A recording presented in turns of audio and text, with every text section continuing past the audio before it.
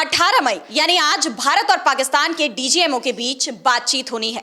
दोनों देशों के डीजीएमओ सीज फायर को आगे बढ़ाने पर चर्चा करेंगे और फैसला होगा कि इसे आगे बढ़ाया जाए या ना बढ़ाया जाए।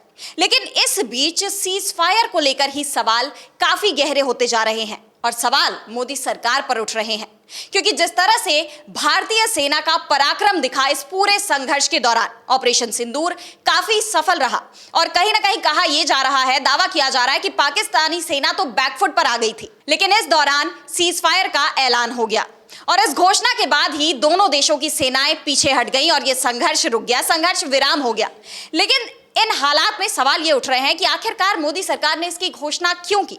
इस सीजफायर को लेकर विदेशों के नेता भी अपने दावे पेश कर रहे हैं। वहीं पाकिस्तान सरकार का कुछ और कहना है और भारत सरकार का कहना है कि डीजीएमओ, पाकिस्तान के डीजीएमओ की तरफ से अपील की गई थी, अनुरोध किया गया था इस सीजफायर के लिए, जिस पर भारत सरकार ने सहमति जताई। लेकिन अगर बाकी दावों की बात करें तो कुछ और ही कहानी सामने आती है। इस बीच अब बीजेपी विधायक का एक बयान सामने आया है, जिसे लेकर मोदी सरकार सवालों से घिर गई है। इस सीज फायर को लेकर बीजेपी विधायक ने बड़ा बयान दिया है। इनका नाम है नरेंद्र प्रजापति। तो सबसे पहले आपको सुनवाते हैं कि क्या कुछ कहा है नरेंद्र प्रजापति ने, उसके बाद हम उनके बयान को लेकर चर्चा करेंगे। चर्चा के लिए हमारे साथ मौजूद हैं अविनाश जी, स्वागत है आपका। तो आपको सुनवाते हैं क्या कहा नरेंद्र प्रजापति ने। 1973 और 63 की जो लड़ाई लड़ी और पाकिस्तान को हमेशा दूर चढ़ाने का काम किया है। मैं तो ये बात कहता हूँ कि नरेंद्र मोदी जी के नेतृत्व में ये जो कार्यक्रम आयोजित हो रहा था, पाकिस्तान समाप्त कर दिया जाता अगर कहीं यूनाइटेड नेशन के द्वारा सीज फायर का हम लोगों को आदेश ना आता। सीज फायर अगर ना होता तो मैं समझता हूँ मोदी जी ने जो बात कही थी कि बहुत ही तरीके से बहुत ही जल्द जवाब दिया जाएगा और करारा जवाब दिया जाएगा। तो आपने सुना कि बीजेपी विधायक नरेंद्र प्रजापति ने यह कहा है कि नरेंद्र मोदी तो ये सीज फायर करते ही नहीं, वो तो बीच में यूनाइटेड नेशन यानी संयुक्त राष्ट्र की तरफ से कहा गया कि दोनों देशों को संघर्ष विराम करना चाहिए, जिसके बाद ये संघर्ष विराम हो गया। यानी अगर देखें तो इस कहानी में एक नया ट्विस्ट आ गया है। उधर अमेरिकी राष्ट्रपति डोनाल्ड ट्रंप ये दावा कर रहे हैं कि उन्होंने ये सीज फायर करवाया। इधर सरकार का कहना है कि पाकिस्तान की तरफ से रिक्वेस्ट आई थी कि सीज फायर कर दिया जाए और अब बीजेपी विधायक कह रहे हैं कि संयुक्त राष्ट्र ने सीज फायर के लिए कहा था। इन सब तरह तरह के बयानों ने मोदी सरकार पर गंभीर सवाल खड़े कर दिए हैं। इसे लेकर अविनाश जी मैं आपके पास आना चाहूंगी, आपको क्या लगता है बीजेपी विधायक का ये जो बयान है ये किस हद तक सच है और इसका मोदी सरकार पर क्या असर पड़ेगा? नहीं, बिल्कुल, क्योंकि सीज फायर को लेकर लगातार सवाल उठ रहे हैं। विपक्ष लगातार इस चीज़ को पूछ रहा है कि भाई जब अपनी सेना इतनी मजबूत स्थिति में थी तो इतनी जल्दी सीज फायर की ज़रूरत क्या पड़ गई थी जी। एक तरीके से देखा जाए तो पाकिस्तान का जो एयर डिफेंस सिस्टम है वो पूरी तरीके से कलेप्स हो गया था। भारत की जो सेना है उसने उनके एयर डिफेंस सिस्टम को पूरी तरीके से ख़त्म कर दिया था। अब एयर में आपका दबदबा था। अगर आप ये सोचिएगा इस पोजीशन पर पाकिस्तान होता तो कभी भी सीज फायर नहीं करता, सीज फायर के लिए कई शर्तें लगा देता। भारत की तरफ से जो पूरी लड़ाई लड़ी गई वो आतंकवाद के खिलाफ लड़ी गई। अगर सरकार की तरफ से ये शर्त लगाई जाती कि हमारे जो आतंकवादी हैं जो देश को नुकसान पहुंचा रहे हैं, जो पाकिस्तान जिनको शरण दे रहा है, वो सारे आतंकवादी आपको भारत को वापस सौंपने पड़ेंगे, तभी हम सीज फायर करेंगे। तो पाकिस्तान घुटनों पर था, उसको ये बात माननी पड़ती और वो भारत के जो आतंकवादी हैं जो देश में हिंसा फैला रहे हैं, जिनको लगातार भारत उनसे मांग रहा है, वो आतंकवादी पाकिस्तान सौंपता।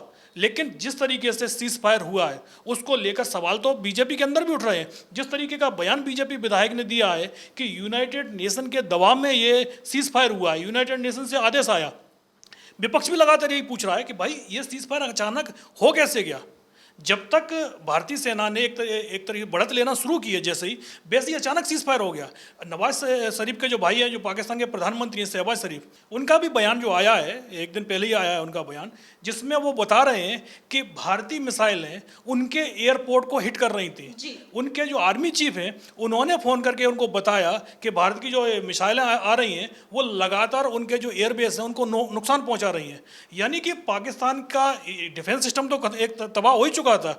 उनके अगर सारे एयरबेस भी तबाह हो जाते तो उनके जो विमान थे, लड़ाकू विमान थे, जिसकी दम पर वो भारत से टक्कर लेने की सोच रहे थे, वो लड़ाकू विमान सिर्फ खिलौना बन जाते, वो एयरबेस से उड़ ही नहीं बढ़ पाते। और ये भी कहा जा रहा है उनके जो एक्स वायु सेना के जो पायलट हैं उनकी तरफ से भी बयान आया है कि भारत ने जो उनके हैंगर पर विमान खड़े हुए थे, उनका अवाक सिस्टम था, उसको हैंगर पर खड़े खड़े ही तबाह कर दिया था। यानी पाकिस्तान पूरी तरीके से घुटने पर था और उसी दौरान अचानक ही खबर आती है कि सीज फायर हो गया है। और इस सीज फायर का ऐलान किसने किया? डोनाल्ड ट्रंप ने। और अब खबर यह आ रही है, बीजेपी विधायक बोल रहे हैं कि जो सीज फायर हुआ है, यह सीज फायर करवाया है यूनाइटेड नेशन ने। यूनाइटेड नेशन का दबाव आया मोदी जी पर और मोदी जी ने तुरंत ही घुटने टेक दिए और तुरंत वो बोल दिया कि भाई सीज फायर है। अब जो आज जो बातचीत होगी, संभवतः उम्मीद तो यही है कि सीज फायर को और आगे बढ़ा दिया जाएगा। लेकिन सवाल वही कि जिस आतंकवाद को लेकर भारत ने पाकिस्तान पर जो आतंकी ठिकानों पर हमले किए, जिसको लेकर 4 दिन तक पाकिस्तान से सैन्य टकराव चला, युद्ध ही चला एक तरीके से देखा जाए, उसको लेकर सरकार ने अचानक यूटर्न क्यों ले लिया? तो मोदी सरकार ने आखिरकार सीज फायर क्यों कर दिया? क्यों मोदी सरकार इसके लिए सहमत हो गई जब भारतीय सेना पाकिस्तानी सेना पर भारी पड़ रही थी? इसे लेकर मोदी सरकार पर सवाल उठ रहे हैं और सबसे बड़ा सवाल बीजेपी विधायक के बयान ने ही उठा दिया है सरकार पर। और केवल एक ही बयान नहीं है, बीजेपी के मंत्री, बीजेपी के सांसद लगातार इस तरह के बयान दे रहे हैं। एक और ऐसा ही बयान सामने आया है फग्गन सिंह कुलस्ते का, जो कि बीजेपी सांसद है, और उन्होंने भी ऑपरेशन सिंदूर को लेकर एक विवादित बयान दे दिया है, जिसके बाद सरकार की मंशा पर सवाल खड़े हो रहे हैं।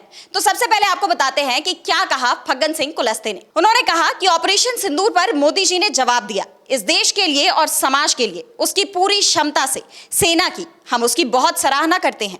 इस प्रकार के नागरिक या सेना के अधिकारी हम सब के लिए गौरव का विषय हैं। भारत के लिए पाकिस्तान के जो हमारे आतंकवादी हैं, लोग हैं, उनको उन्होंने मुंह तोड़ जवाब दिया है। तो फग्गन सिंह कुलस्ते ने बाकी सब चीजें तो अच्छी कही, लेकिन हमारे आतंकवादी जो उन्होंने कहा उसे लेकर विवाद खड़ा हो गया कि क्या मोदी सरकार के ये आतंकवादी थे, क्या बीजेपी के ये आतंकवादी थे, आखिरकार वो हमारे किसे कह रहे हैं? इसे लेकर अविनाश जी आप क्या कहेंगे? नहीं, बिल्कुल फग्गन सिंह कुलस्ते जिस तरीके से बोल रहे हैं कि हमारे लोग हमारे आतंकवादी, अरे तो भाई जो स्ट्राइक की थी पाकिस्तान के अंदर और जिसमें 100 आतंकवादियों को मारने का दावा सेना ने किया है, तो क्या बीजेपी नेता ये बोल रहे हैं कि वो उनके लोग थे? जबकि जिस तरीके से पाकिस्तान में आतंकवादी आ रहे हैं और उनमें से अधिकतर जो हैं वो पाकिस्तान के ही नागरिक हैं। वे जो अभी जो पहलगांव की जो घटना घटी है उसमें भी ये बताया गया है कि जो पाकिस्तान के रिटायर्ड आर्मी मैन थे, जिन्होंने आर्मी से ट्रेनिंग ली थी, आर्मी के कमांडोज थे, जो आर्मी की वहाँ की पैरा आर्मी के जो सदस्य थे, सैनिक थे, वो लोग आए थे। पाकिस्तान के कई रिटायर आर्मी जो लोग हैं उनको पाकिस्तान भेजता है कश्मीर में आतंकवादी के रूप में। और फग्गन सिंह कुलस्ते का जो बयान आ रहा है वो ये बोल रहे हैं कि वो हमारे लोग हैं।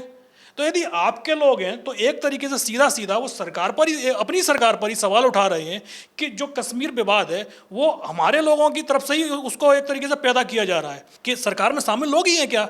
अब सवाल बीजेपी के नेता ही उठा रहे हैं, वही कह रहे हैं कि भाई यूनाइटेड नेशन ने सीज फायर करा दिया, या फिर जो हमारे आतंकवादी जो हैं हमारे ही लोग हैं जिन पर मोदी जी ने हमला किया।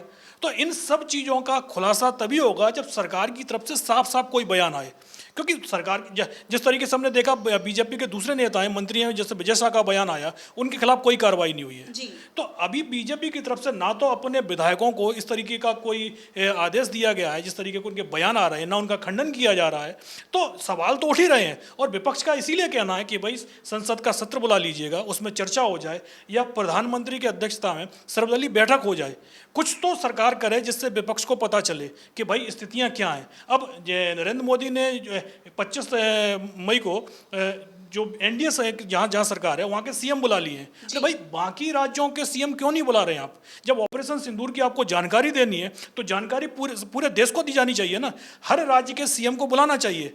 आप भेदभाव क्यों कर रहे हैं कि जहाँ भाई एनडीए की सरकार है उसके सीएम को तो ऑपरेशन सिंदूर की जानकारी दी जाएगी, लेकिन जहाँ एनडीए की सरकार नहीं है उनके आप सीएम को नहीं बताएंगे कि भाई हमने 4 दिन के जो संघर्ष हुआ है उसमें हमारी सेना ने क्या क्या किया है। तो सवाल सरकार पर उठ रहे हैं लगातार इस चीज़ को लेकर, और जिस तरीके के बयान बीजेपी नेताओं के आ रहे हैं उससे तो साफ है कि जो भी कुछ हुआ है उसके पीछे उसका पूरा खुलासा होना चाहिए। देश जानना चाहता है कि आखिर संघर्ष विराम क्यों हुआ और किसके दबाव में हुआ है। यानी एक तरफ बीजेपी विधायक ये कहते हैं कि संयुक्त राष्ट्र ने सीज फायर कराया है, वहीं दूसरे बीजेपी सांसद ये कह रहे हैं हमारे आतंकवादी। इन सब बयानों ने मोदी सरकार को गंभीर सवालों के घेरे में ला दिया है। वहीं एक बयान अमेरिकी राष्ट्रपति डोनाल्ड ट्रंप जो बार बार यही दावा कर रहे हैं कि सीज फायर अमेरिका की मध्यस्थता में हुआ है, इसे लेकर भी मोदी सरकार पर लगातार सवाल उठ रहे हैं। और अब अमेरिकी राष्ट्रपति ने 7वीं बार यह दावा किया है। उन्होंने 7वीं बार कहा है कि मैंने ये युद्ध विराम करवाया है। डोनाल्ड ट्रंप ने बाकायदे बयान देते हुए एक न्यूज चैनल को इंटरव्यू देते हुए उन्होंने कहा कि हाँ, मैंने दोनों देशों से फोन पर बातचीत की थी। यह संघर्ष तेजी से बढ़ रहा था, मिसाइलों का इस्तेमाल हो रहा था और अगला चरण एन यानी न्यूक्लियर हो सकता था। ये एन शब्द बहुत बुरा शब्द है ना? परमाणु शब्द दुनिया की सबसे बुरी चीज हो सकती है। मैंने इसे रुकवाने में बड़ी सफलता हासिल की, लेकिन मुझे इसका श्रेय कभी नहीं दिया जाएगा। मैं व्यापार का इस्तेमाल हिसाब बराबर करने और शांति स्थापित करने के लिए कर रहा हूं। यानी डोनाल्ड ट्रंप ने एक बार फिर व्यापार के जरिए दोनों देशों में सीज फायर कराने का दावा किया है। और उन्होंने यही नहीं कहा, उन्होंने ये भी बात कही है कि उन्हें इसका श्रेय कभी नहीं दिया जाएगा। जिसके बाद सवाल ये उठ रहे हैं कि क्या मोदी सरकार झूठ बोल रही है या अमेरिकी राष्ट्रपति ट्रंप बार बार ये दावा क्यों कर रहे हैं? इस तरह के तमाम सवालों के घेरे में सरकार है, लेकिन सरकार की तरफ से फिलहाल इस पर कोई सफाई नहीं दी गई है, जिसे लेकर विपक्ष और भी हमलावर है।